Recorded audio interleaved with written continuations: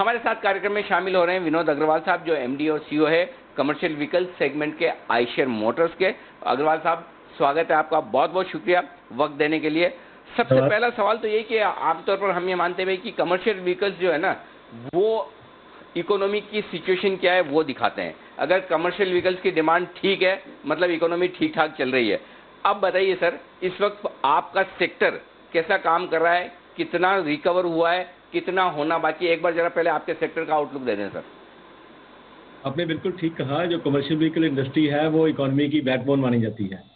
तो इससे बिल्कुल पता लगता है कि देश में इकोनॉमिक एक्टिविटी कैसी चल रही है।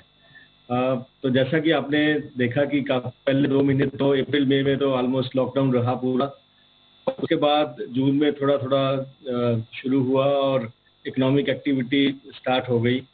तो उसके बाद थोड़ी सी सेल होनी स्टार्ट हुई है अभी, पर अभी भी काफ़ी ट्रक्स हैं जो अभी ऑपरेट नहीं कर रहे हैं।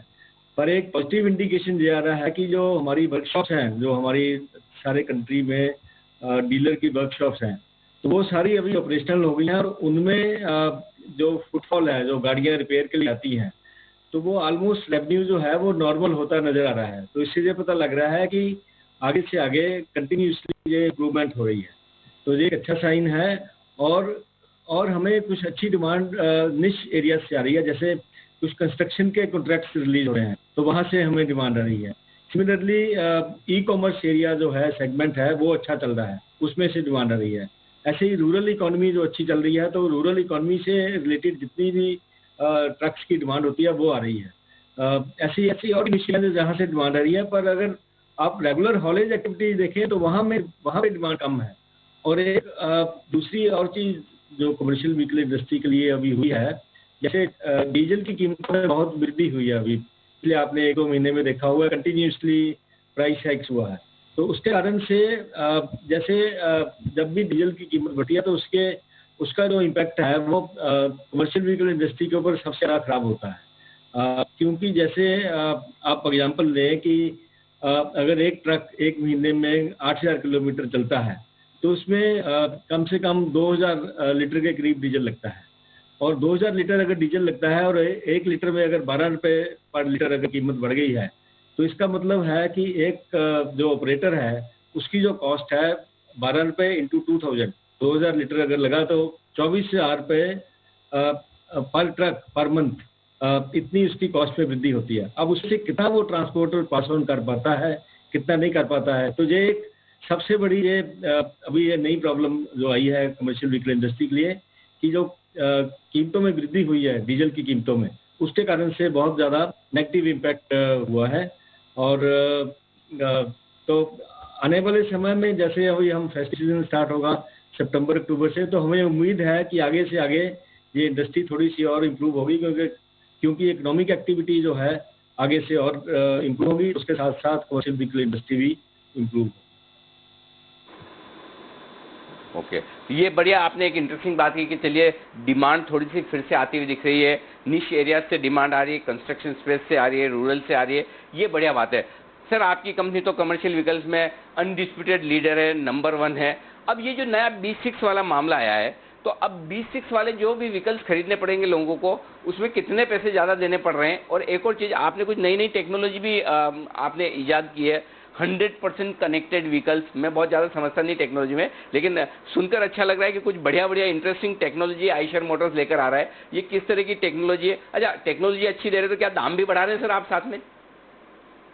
ये जो एक बहुत बढ़िया चीज़ हमने करी है कि अभी जो भी हम गाड़ियाँ, ट्रक्स हैं या बसेज हैं, जो भी हम अपनी कंपनी से पहली अगस्त से बेचेंगे, वो सारे 100% कनेक्टेड होंगे।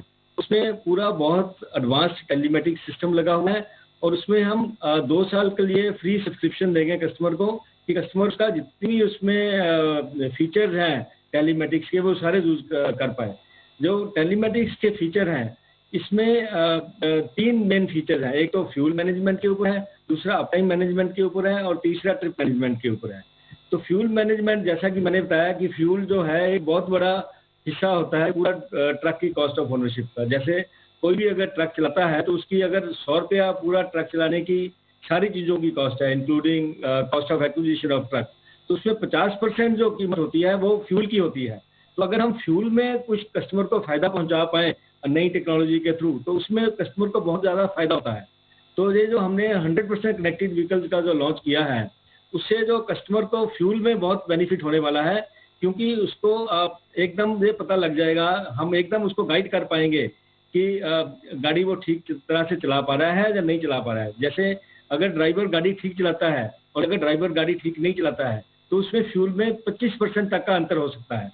तो जब हम लोग उसको ऑनलाइन बेसिस पर गाइड कर सकेंगे, और हमारा जो उसके जो ओनर्स हैं, जो ट्रक के प्रिंसिपल हैं, अपने ऑफिस में बैठ के वो देख पाएंगे कि जो ट्रक का जो किस तरह से गाड़ी उसकी चल रही है, और अगर वो कोई ड्राइवर अगर कहीं रुक जाता है, जहाँ इंजन उसका ऑन रहता है, तो उसका भी उसको पूरा रियल टाइम बेसिस पर उसका खबर पहुंचता रहेगा ओनर के पास कि मेरा ट्रक कहाँ पे रुका है और कितनी देर उसका इंजन ऑन रहा, कितनी देर उसका इंजन बंद किया उसने।